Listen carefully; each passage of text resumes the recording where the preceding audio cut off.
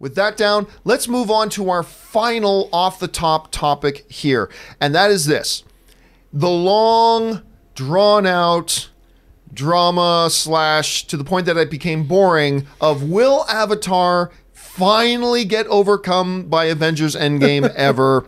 And yes, it finally did it. Avatar is now the #2 all-time box office film, and Avengers Endgame, you can see as of official reports right now, by $500,000, Avengers Endgame has passed Avatar to be the #1 worldwide box office film of all time. Now, if we were to go back in time to April, when this film opened up, and had finished its opening weekend, pretty much 95% of the people would have said this thing will beat the record within 4 weeks, because it opened like to $1.2 billion in its opening weekend worldwide. And the question isn't whether it'll become #1 film. The question is, will it join the $4 billion club? There were a lot of people writing to me insisting it was going to join the $4 billion club. Forget about 3, which has never happened, but it was that. But now it has finally happened. We're here. It has crossed that mark and is now the #1 film of all time. Only took, what is it, 16 weeks, 15 weeks, 14 weeks, whatever. But it's there, and it is now the #1 film ever. And finally, we're going to get to be able to stop talking about this whole damn thing, about whether or not it's finally going to catch it. And, you know, Rob, as you and I both said a while ago, it's going to be razor close.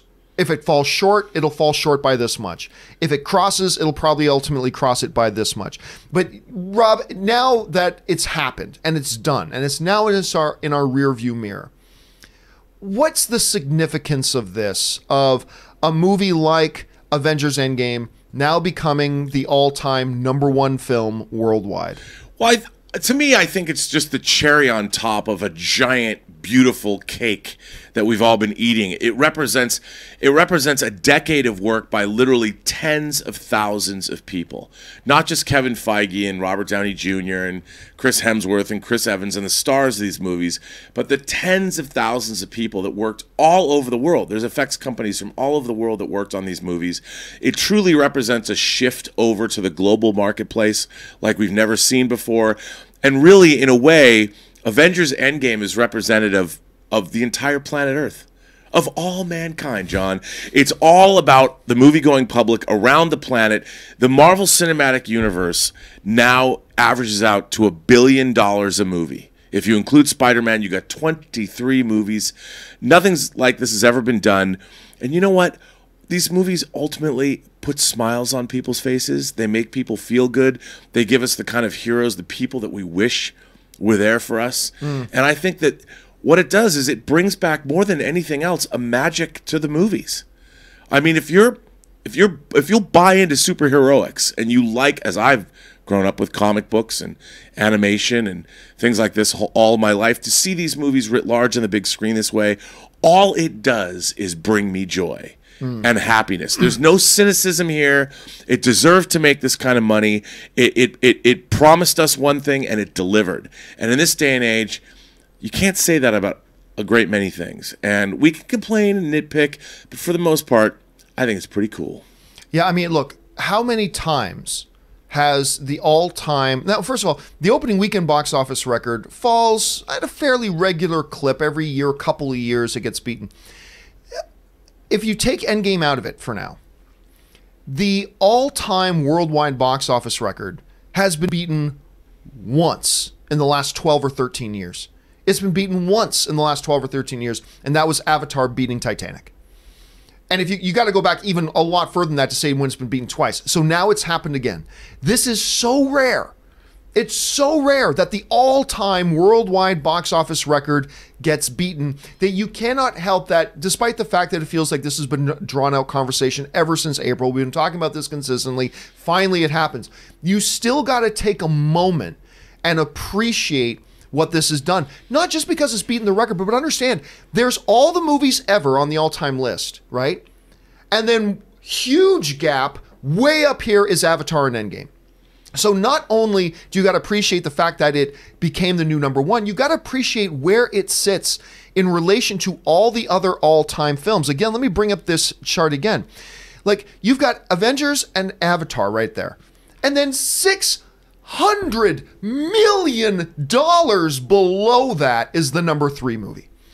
Like, think about that. Think about not just that it's number 1, how far it has distanced itself from everything else other than Avatar. Look how far those things are distanced apart.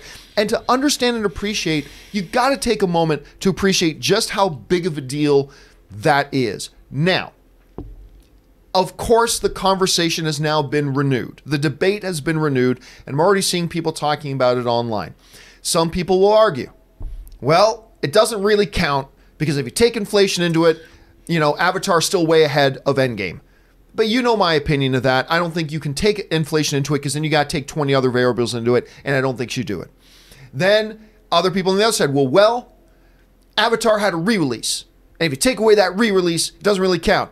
To me, bottom line, that argument doesn't count because the bottom line to me is it was number 1. I don't care. If people still paid money with pulled out their wallets and paid money to go see it, then it counts. So get rid of this inflation argument. Get rid of this re-release argument. None of them count.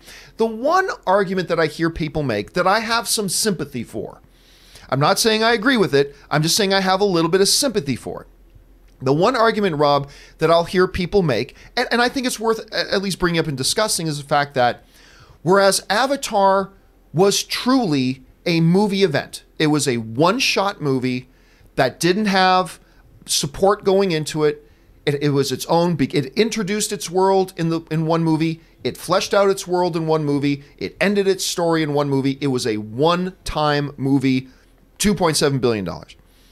To which some people will say, well, you know, Endgame, it's not really its own standalone movie. If you put Endgame out in a vacuum without any of the other MCU films, it doesn't make $2.7 billion. And I can't refute that. I can't refute that. If there was no such thing as the MCU and this out of nowhere they dropped Endgame, would Endgame have made $2.7 billion? No, clearly it wouldn't have. I acknowledge that. And they'll say, you know, it had a 21 film buildup. It had 11 years buildup. It had 25 of the biggest stars in Hollywood, blah, blah, blah, blah. And all that is true, and I get that. It's worth throwing in there. But Rob, to me, it still comes down to this. Bottom line. You can but if, could've, should've, would've, all you want all day about any movie, anytime, and where it sits in box office history. To me, it is always about bottom line. Bottom line, when I look at this chart, Avatar has $2.7897 billion at the box office, and Avengers Endgame has $2.790.2 billion at the box office. That's it. No excuses, no crying. That's the bottom line. We can talk about inflation if you want. You can talk about re-releases if you want. You can talk about 21 film buildups if you want. And I'm not saying those are completely irrelevant. I'm not saying that. I'm not trying to discredit anybody who wants to talk about re-releases or inflation. I'm not saying that. But bottom line is this. Avatar is the #1 box office film of all time. It's only happened one other time in the past dozens of years. So let's just appreciate this. Let's just appreciate this. This is incredible. This is amazing. And by the way, so I decided, you know what? I wanted to know what everybody else thought. So today's John Campea Show question of the day that I put up on Twitter just before we started this show. The question of the day I simply put up was this. Considering Avatar, with inflation, is still ahead of that of Endgame, and that Endgame was the beneficiary of a 21 movie, 11-year buildup, do you consider Avengers Endgame to be the legitimate biggest film of all time? We discussed on today's show here. I will tell you what, Rob, I told you this before the show. I expected this to be like 97% yes and 3% no, but nearly a quarter of the over 4,000 people who have registered votes on this since the show has started are saying no. You got to put an asterisk before it, which is a much higher thing much higher number than I anticipated. Much higher number than I anticipated. Rob, when you're talking about when somebody wants to bring up to you, yeah, but. Avatar got a re-release. Or if people want to bring up to you, yeah, but Endgame is still behind if you take into consideration inflation. Or yeah, but this, or yeah, but that. My thing is like, I get it, but bottom line, it's #1. How do you respond to that? Look, I'm with you. There's so many other factors. It's not just about it's how many tickets are sold, how much the price of those tickets are, how many people are going to the movies worldwide. I mean, it's different. How many movie theaters exist? You know, we've got more theaters in China than we've had before. There's so many different variables. It doesn't matter. It's charting history. It's like when you're looking at speed records in the Olympics, like somebody sprinting, Usain Bolt or something.